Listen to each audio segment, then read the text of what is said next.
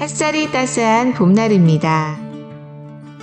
어스틴 주님의 교회 매일 말씀 묵상으로 하루를 시작하시는 여러분들을 환영합니다. 안녕하세요 성도 여러분, 5월 30일 화요일 말씀 묵상 시작하도록 하겠습니다. 오늘 함께 묵상할 말씀은 사무엘하 24장 1절에서 3절까지의 말씀입니다. 다 함께 읽겠습니다. 여호와께서 다시 이스라엘을 향하여 진노하사 그들을 치시려고 다윗을 격동시키사 가서 이스라엘과 유다 인구를 조사하라 하신지라. 이에 왕이 그 곁에 있는 군사령관 요압에게 이르되 너는 이스라엘 모든 지파 가운데로 다니며 이제 단에서부터 브엘세바까지 인구를 조사하여 백성의 수를 내게 보고하라 하니, 요압이 왕께 아뢰되 이 백성이 얼마든지 왕의 하나님 여호와께서 100배나 더하게 하사 내 주 왕의 눈으로 보게 하시기를 원하나이다. 그런데 내 주 왕은 어찌하여 이런 일을 기뻐하시니까 하되. 오늘 본문의 말씀은요, 이 다윗이 행하였던 또 다른 범죄 그리고 그에 대한 회복에 관하여 알려주고 있습니다. 그리고 이것을 통하여 하나님 나라의 백성은 세상 사람들과 다르게 어떻게 생각하여야 하고 어떻게 나아가야 하는지를 보여주고 있습니다. 오늘 본문은 이렇게 시작하고 있습니다. 여호와께서 다시 이스라엘을 향하여 진노하사.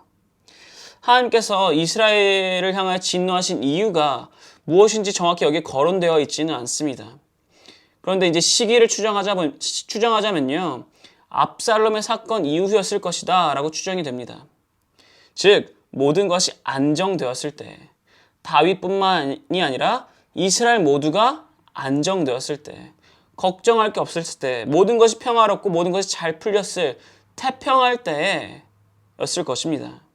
그렇게 모든 것이 태평하자 이스라엘이 하나님 앞에 다시 죄를 지은 것입니다. 근데 문제는 그 이스라엘 중에 지금 다윗도 포함이 되어 있다라는 것입니다. 1절을 다시 한 번 더 읽겠습니다. 여호와께서 다시 이스라엘 향하여 진노하사 그들을 치시려고 다윗을 격동시키사. 여기 쓰여있기를 하나님께서 진노하셔서 이스라엘을 치시려고 다윗을 격동시키셨다라고 쓰여 있습니다. 여러분, 우리는 여기서 오해해서는 안 됩니다.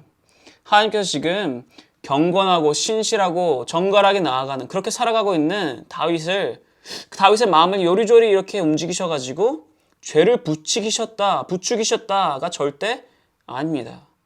이것은요, 하나님께서 이미 다윗의 마음 가운데 있었던 그 죄성을 드러나도록 내버려 두셨다라는 것입니다.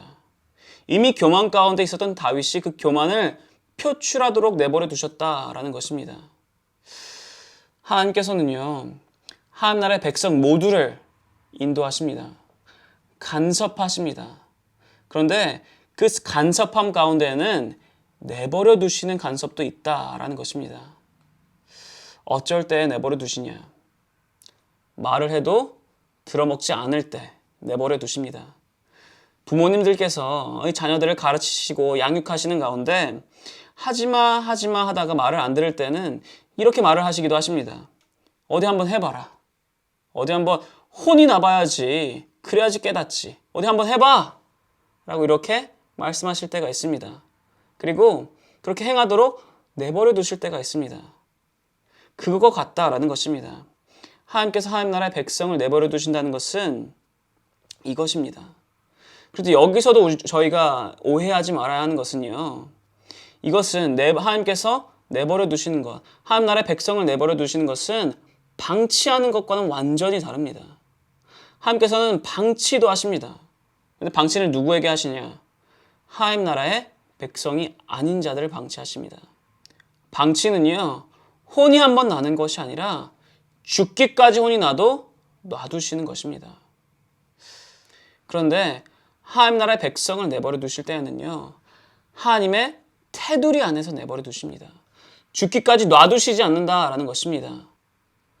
테두리를 벗어나지 않도록, 선을 넘어가지 않도록 하십니다. 그 전에 다시 한 번 더 간섭하십니다. 강력하게 간섭하십니다. 지금 이 다윗의 상황도 마찬가지입니다. 하나님께서 다윗의 죄성을, 하나님의 손으로 억누르고 있었던 그 죄성을 지금 그 손을 치우시며 내버려 두신 것입니다. 왜냐? 이것을 통하여 이스라엘도 그리고 다윗도 회복해 하시려고 내버려 두고 계신 것입니다. 그럼 결국 다윗은 무슨 죄를 짓는 것이냐? 2절에 쓰여 있기를 이렇게 쓰여 있습니다. 이에 왕이 그 곁에 있는 군사령관 요압에게 이르되 너는 이스라엘 모든 지파 가운데로 다니며 이제 단에서부터 브엘세바까지 인구를 조사하여 백성의 수를 내게 보고하라 하니. 인구 조사를 명령합니다. 인구 조사가 나쁜 것은 아닙니다. 출애굽에서도 하나님께서 인구 조사를 하라고 명령을 하십니다. 문제는요, 의도가 중요합니다. 다윗이 인구 조사를 하였던 의도는 무엇인가? 그 의도가 9절에 쓰여져 있습니다. 이렇게 쓰여 있습니다. 요압이 백성의 수를 왕께 보고하니 곧 이스라엘에서 칼을 빼는 담대한 자가 80만 명이요 유다 사람이 50만 명이었더라. 지금 명령을 받았던 요압이 결국에 인구 조사를 마치고 다윗에게 보고를 합니다. 근데 무엇을 중점적으로, 무엇을 중심으로 지금 보고를 하고 있습니까? 칼을 빼는 담대한 자들을 중심적으로, 중점적으로 보고하고 있습니다. 즉, 다윗은 국력, 군사를 수치화하기 위해서 인구조사를 행했다라는 것입니다. 다윗은요, 하나님을 향한 믿음이 약해진 것입니다. 하나님보다는 사람의 능력을 믿기 시작했다는 것입니다. 명을 받았던 요압도요, 맨 처음에는 다윗에게 이렇게 말을 합니다. 3절에 쓰여있기를 이 백성이 얼마든지 왕의 하나님 여호와께서 100배나 더하게 하사 내 주 왕의 눈으로 보게 하시기를 원하나이다. 그런데 내 주 왕은 어찌하여 이런 일을 기뻐하시나이까? 이게 무슨 말이냐? 왕이시여, 숫자가 무엇이 중요합니까? 하나님께서 얼마든지 그 숫자보다 100배나 더하게 하실 수 있는 분 아니십니까? 그런데 왜 하나님을 믿지 아니하고 이렇게 잘못된 의도를 가지고 인구조사를 하려 하시는 것입니까? 라고 말을 하는 것입니다. 다윗이 어떠한 자였습니까? 다윗이 골리앗을 어떻게 무찔렀습니까? 다윗이 골리앗을 무찔 때 이렇게 고백합니다. 너는 칼과 창과 단창으로 나아거니와 나는 만군의 하나님 여호와의 이름으로 내게 나아간다 라고 고백한 자가 바로 다윗입니다. 사람의 능력, 사람의 숫자, 무기의 숫자 중요하지 않다. 그것보다 하나님의 이름, 하나님의 능력이 더 중요하다. 승리에는 그것이 더 중요하다라고 고백했던 자가 바로 다윗입니다. 승리가 숫자에 달린 것이 아니라 하나님께 달린 것이다라고 고백하며 나아갔던 자가 지금 여기서는 숫자에 연연하고 있다라는 것입니다. 그렇습니다. 우리는 수치화를 조심하여야 합니다.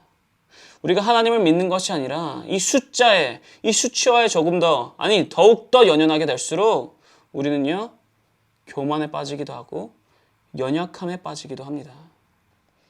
이민교회 이 대학부는요, 그 특성상 여름만 되면요, 이 학생들의 수가 급감을 하게 됩니다.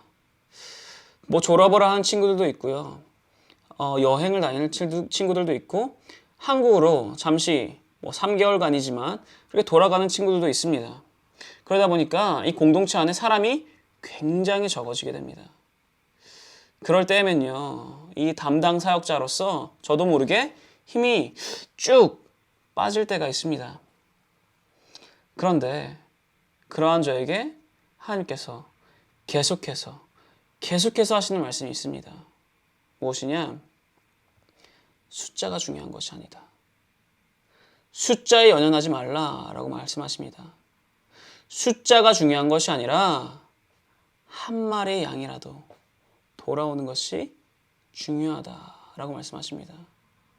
그러니 힘을 내서 나아가라.